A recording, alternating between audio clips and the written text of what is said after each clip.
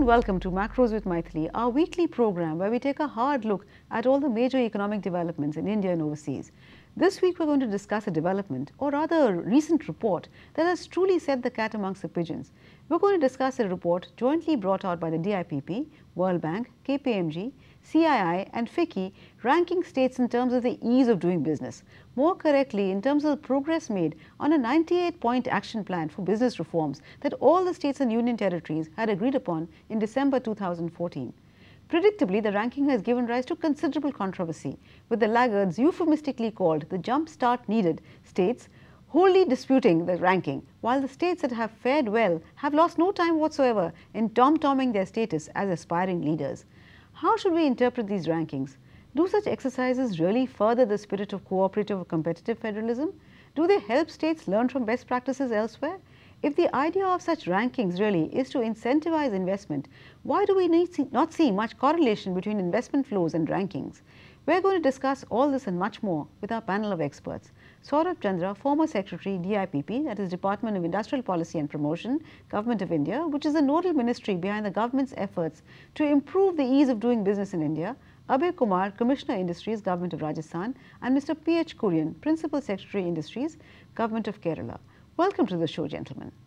Mr. Chandra, if I may start with you, as somebody who's been Secretary DIPP, what purpose do these kind of rankings serve? Do they serve any purpose at all? Do they incentivize the states that are not doing too well? Do they incentivize them to try and do better? It's a good start, but one must mention that it's work in progress. Such rankings firstly give you the status of what the business regulations are like. They also throw up certain good examples. There can be knowledge sharing, and these examples can serve as a means for improvement. Mr. Kumar, I don't know whether you were surprised at the ranking that Rajasthan got, but many people, to be honest, were surprised at Rajasthan ranking at number 6. Considering that Rajasthan was not so long ago one of the Bimaru states, what did you do so dramatically different in Rajasthan to push you up in the league as far as these reforms are concerned? First of all, I do agree with what has been stated by Sir, and that it is a very important forum for knowledge sharing. When it comes to the issue of being surprised, well, not really, and primarily because for a couple of years now, Rajasthan has been acknowledged in the country as the state which is going ahead with the labour reforms. So, having known that, and the very fact that we had undertaken to reform, we have been automating a lot of our processes. So to that extent, it is true that we aren't very surprised on this. Mr. Kurien, Kerala is one of the, perhaps the only southern state apart from smaller ones like Goa and Puducherry, which is ranked so low. What explains this low ranking of Kerala, and is there a great deal of angst in the government of Kerala? Do you feel you have not been given a fair deal? We don't have such a feeling that we are unfairly dealt with, but the indicators are such that we got this position. These rankings are actually the pace of reforms which each state government has done in this year 2015. We have initiated some reforms. We need some rule and law change, which process is on. After the report in the last Council of Ministers, there was a very long discussion on this, and we will be taking on this matter more seriously in the coming few months. I do agree with Mr. Chandra that this is a good start. This will prompt states to actually do a little more easing of the business regulation. I do understand that Kerala is much more over-regulated. My feeling is that we are over-regulated. Mr. Chandra, are you a little surprised about the fact that as per the report, there are really no leaders at all? That means not a single state in the country which has scored more than 75. Are you surprised, or do you think it reflects India's overall position at very poor in the overall ranking of doing business, 142 out of 189 states? What is your sense? We need to do a lot of work, and as I mentioned, it's work in progress. The measurement has been over a period of 6 months. The actual work has been done over 3 to 4 months. The very fact that we are doing this exercise is because we do rank quite poorly in the ease of doing business index. So is this report, Mr. Chandra, if I can ask you, a little too premature, because we started, of course, all the states promised only in December, and we've already got the report out by now. So is 6 months too short a period really to assess what can really be done? Ideally, it should be assessed over a longer period, but to start with, whatever learnings have come in from the first 6 months, they should be applied by the other states. Mr. Kumar, if I can ask you once again about Rajasthan. You know, if you look at Rajasthan's ranking here, it is pretty good. But if you look at Rajasthan's ranking in the human development indicators, it is really, to speak a little bluntly, it's pretty abysmal. So is there some kind of contradiction, and can a state really hope to really be good at doing business when its human development indicators lag so far behind? Well, to begin with, one would like to address the issue as far as the ranking on the ease of doing business is concerned. I believe that you're aware that eventually the 98 initial points were converted to 285 measurable points, and a large emphasis was there for the labor parameters. I think it's something between 40 and 45%. If you go across the 8 parameters on which the rankings have happened, you would find that we figure in the top 5 in 5 of them. We don't do so in 3, and one of them being labor. So I think it's a lot in this present exercise to do with what the weightage was given and what is the score that was made. It's not that one is complaining, one is just trying to put it into a perspective, because a lot of the rankings and percentages is a natural consequence of what the numbers have been assigned to an individual parameter. Likewise, when you would talk in terms of the UNDP report, there would be certain parameters, there would be relative weightages. So when you look at them, maybe the points on which emphasis has been there, points on which marks have been given or points have been given, they would be on different parameters, and that is how the report comes in. And that is the larger perspective with which you need to look at a report. And as has been mentioned, it's definitely a work in progress. Some states which are already working on certain areas of reforms have been possibly able to achieve certain goals by the time the report has come out. Some other states must have noticed what needs to be done, and I think it's a move in the right direction, and we would continue to work on areas where one has not done as well, and take a stock on it and keep moving forward. So which are the areas that you think in the case of Rajasthan, where Rajasthan has really made strides, and where particularly you feel that it hasn't been reflected, the efforts that you have been made haven't really got entirely reflected in the report? Are there any specific areas that you would like to mention? I think one would specifically talk in terms of labour reforms, whereas the amendments which have come in, the policies which have been brought in, it was actually shared with most of the states that this is the kind of an emphasis, this is the direction in which reforms must occur. We have of course started talking in terms of the second generation reforms in the labour, but there were small issues on which we possibly could have paid more attention to. That is, when you go to a portal and when you say your services are online, then it should be very intuitive to navigate the portal. Possibly, and that is the kind of discussions we had with DIPP and the team, is they felt that the very way in which it has been portrayed could be done in a different manner, and that is where one has loosed out.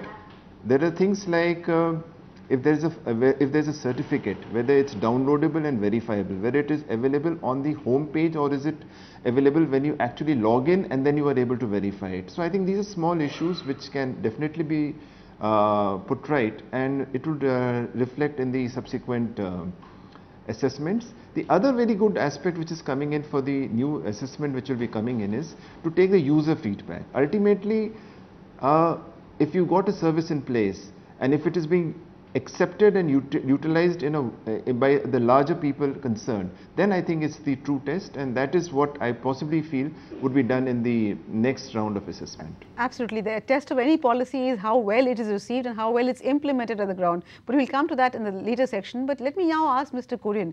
Mr. Kurien, there's one undisputable fact of us Kerala's concern is that the service sector has done very well. The tourism in Kerala is a byword, but industry has somehow languished. What is it about that state that makes it so difficult for industry to do business, even while the service sector is doing so well? I agree with you. We have a shortage of land. We have no way to actually bring in large manufacturing industries to Kerala. All of you are aware that our population density is more than 3 times of the country's average. Like this index is an index which actually gives a perception index of investors, what they desire. Now, what a government, elected government has to do is to sort of find a balance between the desire of the investors and the requirements of people in a society. That's what a democratic government can do. Now, I would go and back to your question to Mr. Abhay Kumar. What are the other indicators like Human Development Index and the other part of the economy? This is only on one side. Take for example Kerala. The society and the successive governments here are committed to an inclusive growth. We are committed to women empowerment. We are committed to 100% literacy, which we achieved. Now we are looking for 100% digital economy. So we are making improvement in that side. So if you really talk about the state and well-being of its people, this perception index alone doesn't matter. This is only a perception index of the investors. We are interested in investments. You said Kerala tourism is a go-by. Yes, true. But one of the biggest hurdle is the coastal zone regulation, which has put all the investors in tourism back. I understand that Government of India is simplifying that coastal zone regulation. Very impractical rules have been put in the coastal zone regulation, which of course in this index also has mattered. The environmental clearance, the CRS clearance in Kerala has actually dragged on. It is taking much more time. People of Kerala are also well aware of this existing rules. They go to courts and stall projects. So a lot of these efforts are not purely with the state government. Center has to come forward on the center law. The other states who stood first or very high has massive projects, and let us say one of the acts which has liberalized is the MMDR Act, the regulations of the mining. And as far as Kerala is concerned, only minor mineral mining is concerned. Larger mines are there. So our way, the Kerala's economy is totally different. I agree with you that we are more important for the service sector, and the state also encourage service sector more.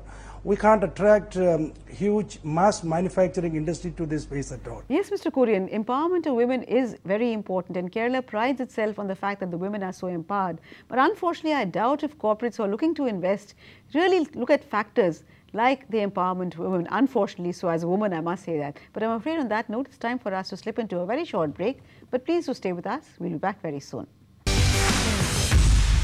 Welcome back. You're watching Macros with Mythili, and we're discussing the latest report that ranks the state in terms of their ease of doing business with a panel of experts.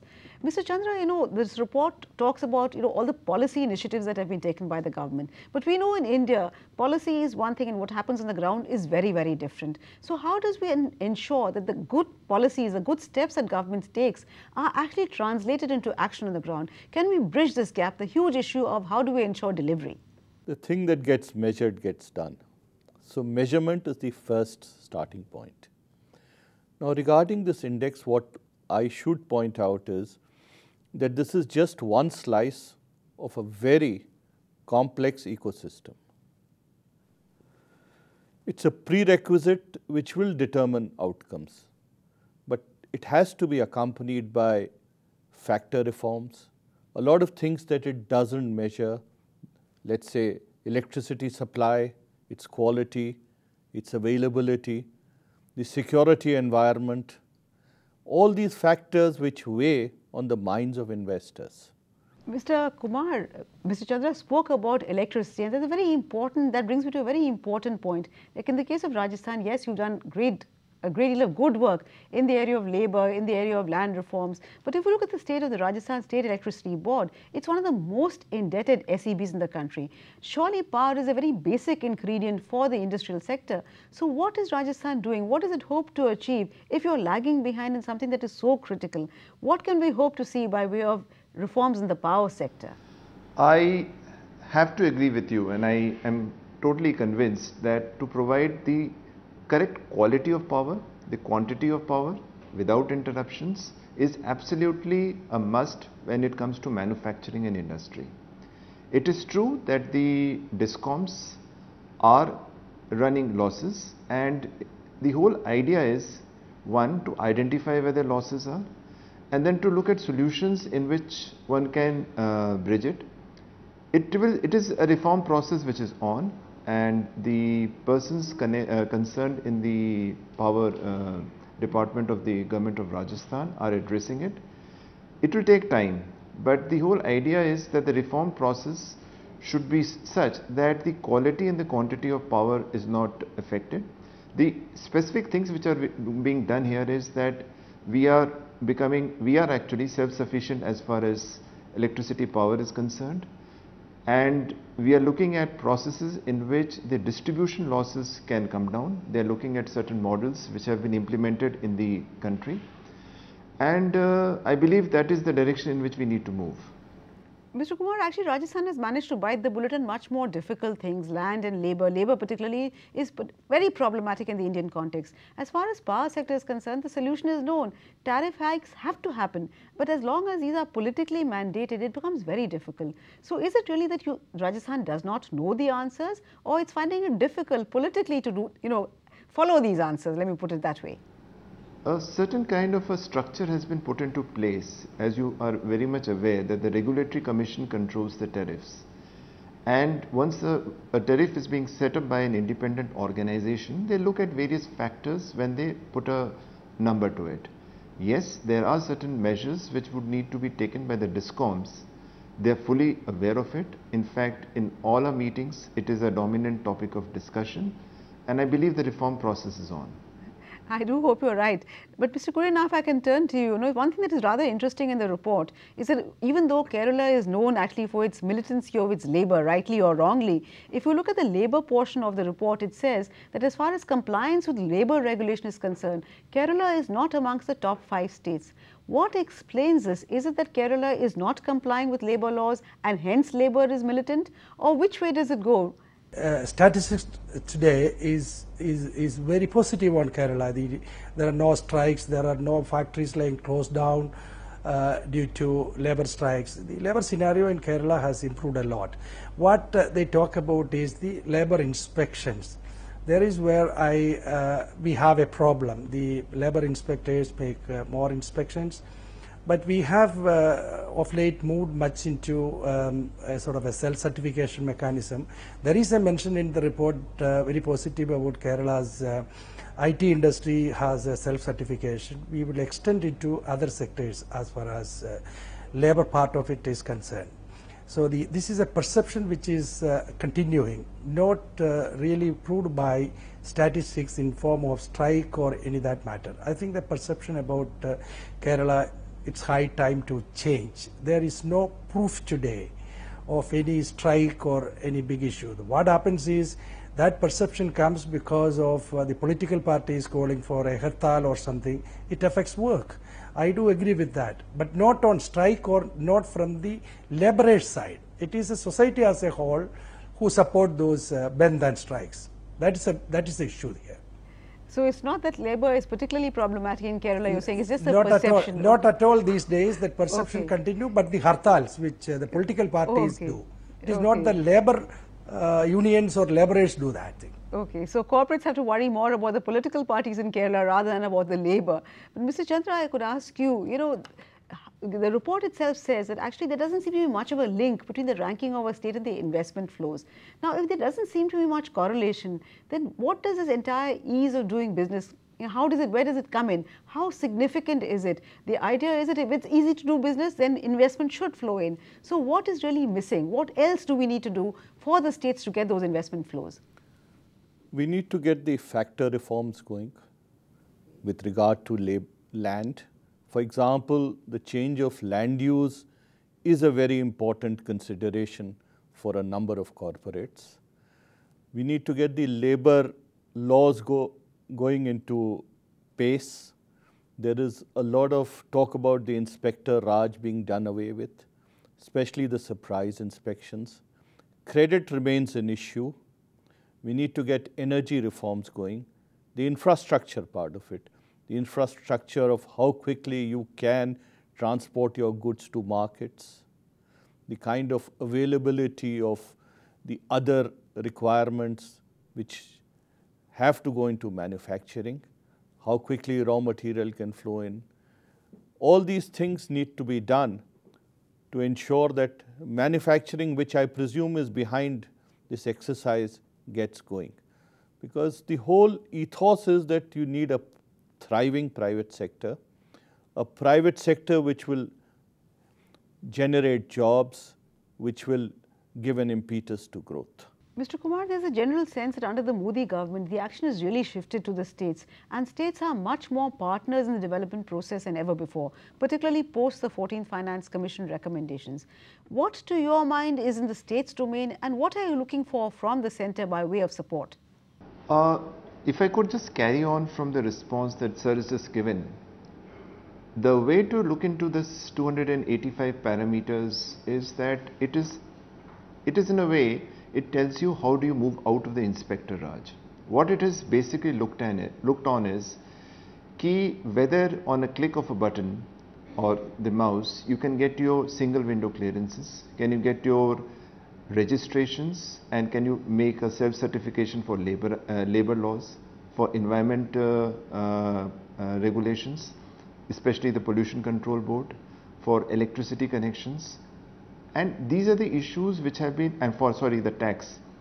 So in a way, what it has measured is whether the state is facilitating an actual delivery or actual is getting you out of the Inspector Raj kind of a thing. Yes, it does, and that's what has been measured. Oh, absolutely. I think getting out of Inspector Raj is very important. But one last word.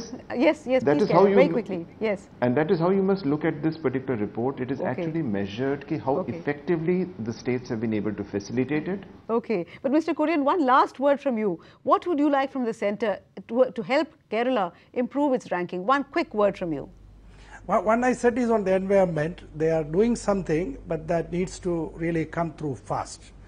The CRZ, the easing of CRZ and the environmental laws are a big hurdle on Kerala. In our report also, environment is a big hurdle. Okay, so clearly, as Mr. Chandra said, this is a work in progress, but I'm afraid that's all the time we have in this edition of Macros with Mythili. Thank you so much, Mr. Chandra, Mr. Kurien, as well as Mr. Kumar, for sharing your views on this very important report. Thank you also for watching, but we'll be back next week with yet another edition of Macros with Mythili. Till then, it's thank you and goodbye from all of us at ET Now.